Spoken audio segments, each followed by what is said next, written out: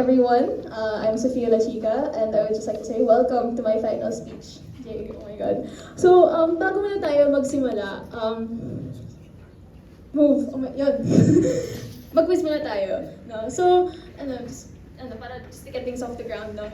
So, very simple lang ang mechanics ng quiz na to. I'm gonna be showing a bunch of yes or no questions. Raise your hand if yes, put down your hand if no.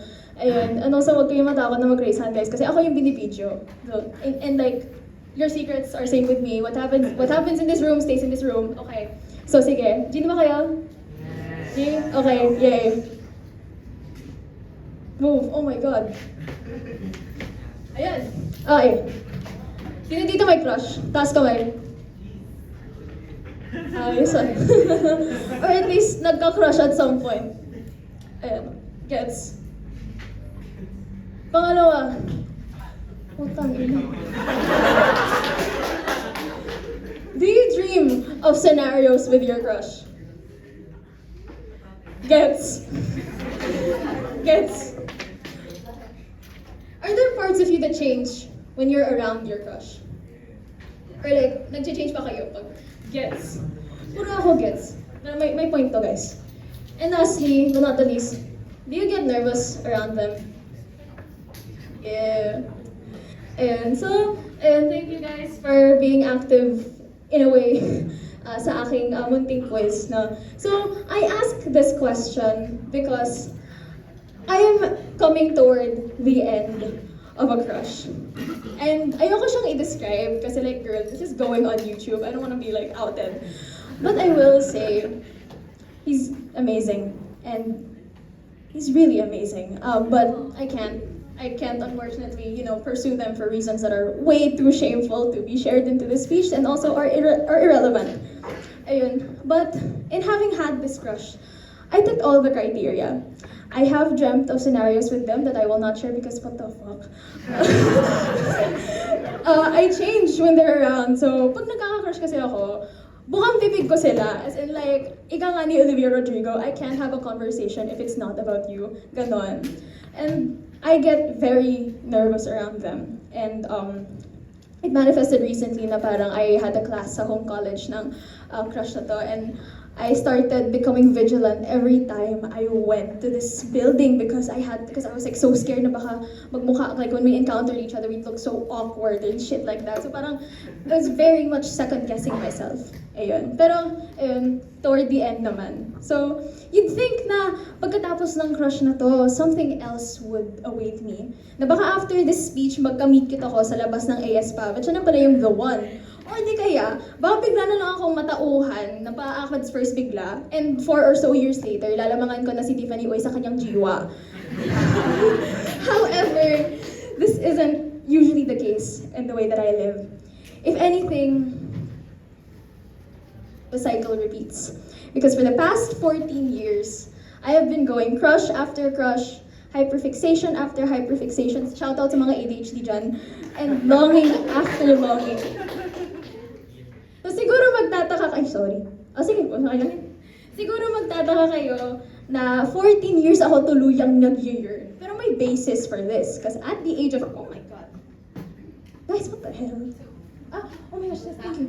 No, forward. Yes.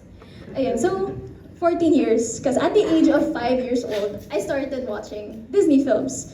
Snow White, The Little Mermaid, Beauty and the Beast, and Mulan were some of the stories na inuulit-ulit ko when I was growing up. And magkakaiba silang lahat kung makikita natin, no? They range from damsel in distress to girl boss. But they all have one thing in common. Next slide. They all fell in love.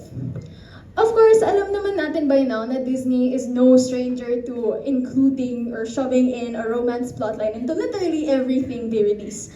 However, if you were to really dig deep into all of like the media that you watch, you'd see na lahat sila, or halos lahat sa kanila, may romance plotline. And so, some examples, next slide.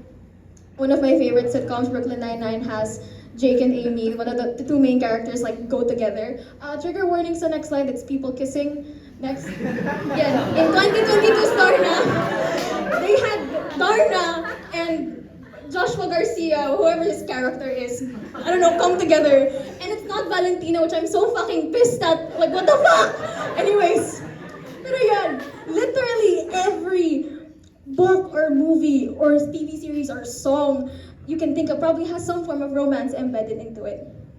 And so this overexposure to romance led me to going on what I think is the longest journey of my life. Next slide. Finding the one. Next slide.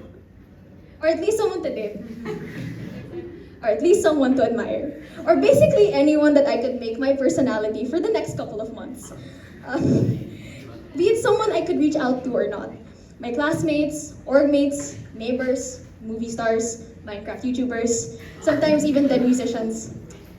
Oh my god. I had the sense that these figures would come and save me. Next slide. That they were the key to a better life, and I was the princess that they were going to lift up from this bully-ridden, expectation-plagued hellhole called Metro Manila. But the only thing I had to do, next slide, all I had to do was to be good enough, smart enough, funny enough, pretty enough, weird enough sometimes, I don't know, talented enough, just so I could be picked for that better life. I know I'm not alone in this kind of sensation. In fact, having done some research, I think this kind of thinking was a result of societal conditioning. In dealing with the business of love, we tend to think of the act of love as merely comprising of someone attractive and someone who can't help but be attracted to them. And the ideal situation would be that both people would take on those roles. In this perspective, next slide, which Marx called commodity fetishism, ayan, people seeking romantic connections had to market themselves to others as products to deserve them. And you don't just see this in romance, you see this in education with the honor system, you see this in the job market, you see it everywhere. And this is all very much rooted in, next slide, a big stupid fucking capitalist system that only views, thank you for clapping, that only views humans as rivals and objects to step on and as interactions with each other as purely transactional and self-centered. No. And within romance, you see this kind of mindset manifested historically through marriage culture, where when you marry someone, you're not doing it for love, you're doing it to form a family that could gain its own wealth and compete with others for its own wealth. Okay, next slide. Ayan. Yeah, just what I said. Sige, next slide.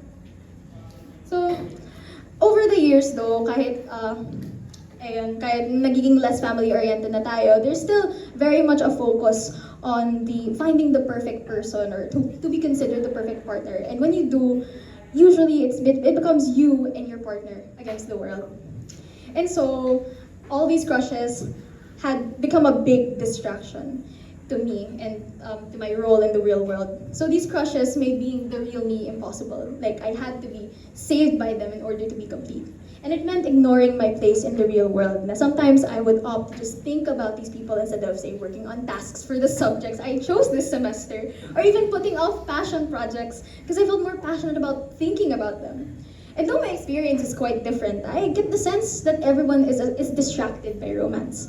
Naalala ko yung Soksay One final project exhibit namin. There was this one group who had done like a zine of regrets, and most of the regrets were like romance. Like marang miss ko na siya, I regret leaving her, I regret not saying I love her, mga ganon. And a lot of the problems that my own friends experienced were puro romantic or puro love life yung pinagkakaabalahan. So people have a tendency to separate their personal relationships from political situations. Or in a sense, inherent yung contradiction na yun, or sa kanila. However, that's simply not true because, next. Love is inherently political. And the fact that it encourages a separation from our day-to-day lives and the political atmosphere is an indicator that it is so. So we can see that romance is political and that historically it was used to distract, to objectify, and overall to instill an agenda of individualism and competition. So that brings us then to the overall question. What if we didn't have romance anymore? What if di na lang tayo nag-jowa-jowa? Wouldn't shit be better, less complicated? In some cases, like kung unhealthy na talaga, yes. But if we did away with romance as a society, next slide, parang ang boring. Kasi okay, sure, historically bullshit yung romance. But having been witness to romantic relationships myself, and having been in one myself, it's really not. Kasi sure, it's fucking disgusting seeing my friends take too long to kiss each other goodbye, and the fact that but the fact that they have each other to trust and to make happy doesn't make it seem like it's bullshit. I was born, we were all born in a way out of romantic relationships. And it was the two people within that romantic relationship, at least in my case, who struggled and dreamed together that made me and my younger sisters the people they are today. And even in history, you can see this. There's a leftist and nationalist thinker named Renato Constantino. He wrote The Miseducation of the Filipino, different polemic pieces. Who worked very, very closely with his wife Letizia in the creation of these polemic works. And he even dedicated his books to her. So these relationships, while they were situated in a political context, they did something that often we as people are able to do but overlook, especially within our political climate. Next slide. They utilized their agency to create safe spaces for each other, create people who had just as much agency as them. I know that's such a weird phrasing, but bear with me on this. And create ideas and arguments that change meanings within our society. Because yes, romance culture and capitalism has made loving difficult and draining. But we can resist the pitfalls and obstacles of this culture through love, and not just romantic love. Because love, regardless of form or nature, it's not about fitting yourself into someone else's standards or your idea of someone else's standards. It does not separate your mind from matter, and it does not make you view yourself as unworthy. Next slide. Instead, it is the act of utilizing your truest, honest self and creating something with or for someone, anyone really, in order to make each other better. And siguro, since nag-overtime na ako, to all the friends that I have here, I wish to create more with you. Thank you.